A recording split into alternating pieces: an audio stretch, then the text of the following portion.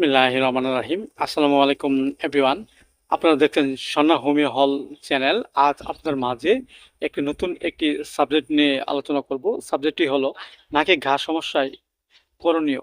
Everyone, এটি একটি গুরুত্বপূর্ণ একটি ভিডিও। নাসিকে ঘা একটি চর্মরোগ। এই রোগ দেখা যাচ্ছে আমাদের মাঝে প্রায় কম বেশি সকল মানুষের মাঝে এই রোগটি হয়ে থাকে। এই রোগটি হওয়ার বিভিন্ন কারণ হয়ে থাকে। একটি কারণ হলো ঘন ঘন যদি আমাদের মাঝে ঠান্ডা কিংবা সর্দি লেগেই থাকে কিংবা উপদ্রবজনিত যদি কারণ ঘটে থাকে, এর ফলে অনেক সময় আমাদের মাঝে নাকে এই ঘা রোগটি হতে পারে। নাকে ঘা হলে নাক থেকে অনেক সময় পানি পানি ঝরবে, পিক ঝরবে এবং প্রচুর শ্বাস প্রশ্বাসের দুর্গন্ধ বের হবে। এভরিওয়ান, এই রোগটি আমাদের মাঝে হলে আমরা লক্ষণ অনুযায়ী কিছু ওষুধ সেবন করতে পারি। যেমন দেখা যাচ্ছে যে একজন ব্যক্তির নাকের ভিতর ঘা হয়েছে এবং একটু স্পর্শ করলে রক্ত ঝরে, পানি বের হয় এবং ব্যথা করে, এসব যে লক্ষণগুলো সেই লক্ষণ অনুযায়ী আমরা হোমিওপ্যাথিতে একটি ওষুধ খেতে পারি। সেটা হলো হাইড্রোক্সিস 30।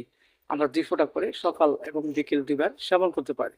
আবার দেখা যাচ্ছে যে একজন ব্যক্তির এক এবং উভয় নাকে যদি ঘা রোগটি হয় এবং চুলকায় এবং জলে ব্যথা করে, এসব যে লক্ষণগুলো সেই লক্ষণ অনুযায়ী আমরা হোমিওপ্যাথিতে আরেকটি ওষুধ খেতে পারি। সেটা হলো ল্যাকেন 30। আমরা 2 ফোঁটা করে সকাল এবং বিকেল 2 বার সেবন করতে পারি। আবার দেখা যাচ্ছে যে একজন ব্যক্তির ঘন ঘন ঠান্ডা কিংবা সর্দি লেগেই আছে, এর ফলে তার দেখা যাচ্ছে নাকে ঘা হয়েছে এবং নাক থেকে পানি ঝরে, পিক ঝরে এবং শ্বাস প্রশ্বাসে প্রচুর দুর্গন্ধ, অনেকের কাছে আসতে চায় না। এসব যে লক্ষণগুলো সেই লক্ষণ অনুযায়ী আমরা হোমিওপ্যাথিতে আরেকটু ওষুধ খেতে পারি। সেটা হলো ব্যালসাম 30। আমরা 2 ফোঁটা করে সকাল এবং বিকেল 2 বার সেবন করতে পারি।